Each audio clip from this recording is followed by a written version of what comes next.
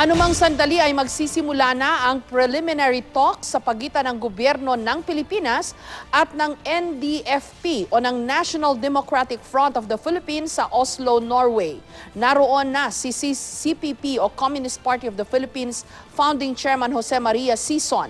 Live mula sa Oslo sa Norway, may report si Rafi Tima. Rafi?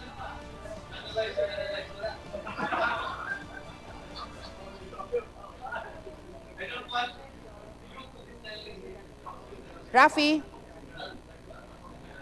Okay, Jessica, live tayo ngayon dito sa may Lesibu Hotel sa Oslo, Norway, kung saan kararating lang dito ni Joma Sison ng CPP, NPA, NDF. Kanina naman, mga 30 minutes or an hour ago, ay dumating dito yung government panel sa pangunguna ni incoming OPAC Chief Secretary Jesus Dureza.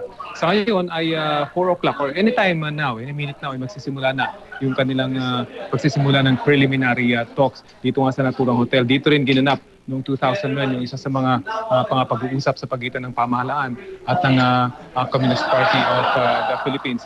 Kanina ay initially nagkita-kita na sila dito sa lobby at sa akin actually nandito pa sila sa lobby bago yung pagsisimula ng kanilang talk sa isa sa mga kwarto dito sa loob ng hotel. Makikita rito si Secretary Dureza, kausap itong si Joma Sison at si Fidel Agtawili. Lahat sila ay nandito pa sa lobby pero ilang minuto pa mula ngayon ay bababa na sila dun sa isa sa mga meeting room dito.